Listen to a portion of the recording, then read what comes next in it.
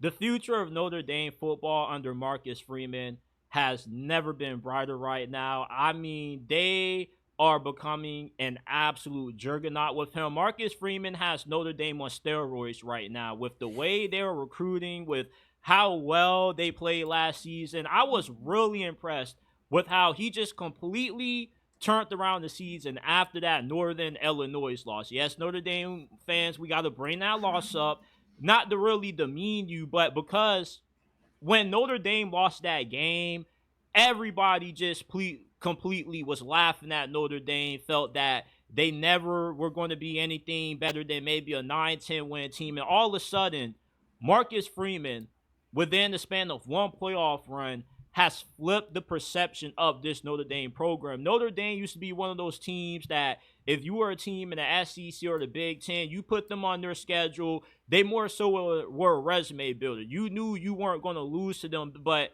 they would be a good enough team where they would help build up your resume. Now, when you schedule Notre Dame can actually punch you in the mouth and beat you handily. And yeah, you can nitpick with how the refs kind of handed them that win over Georgia, but I felt like they fought pretty hard against Ohio State. They were more competitive in that game than what the box score may indicate.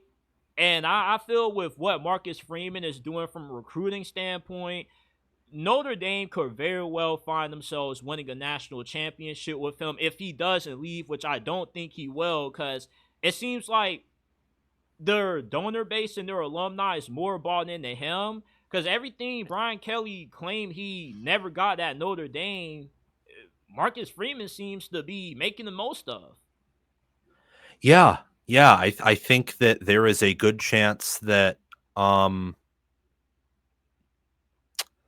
I think there is a great chance that they win a title under him. Now, I don't know if that'll happen soon or if it'll have to happen in, the next decade.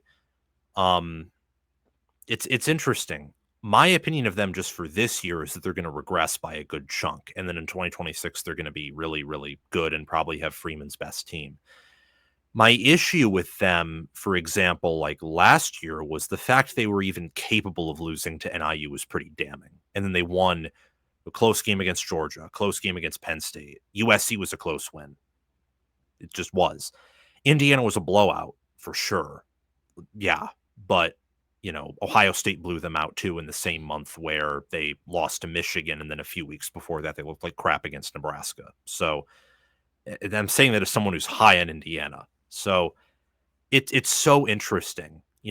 Losing to Marshall and then NIU tells me, okay, this probably isn't a fluke. Like they're going to be up and down and probably need a wake up call here and there to keep things afloat, which is so fascinating. I mean, I think they're going to be successful. He's recruiting well. He does a good job, I think, of knowing what he isn't good at and trying to correct for that. But this is also going to be his first time without Al Golden as his defensive coordinator. What's that look like?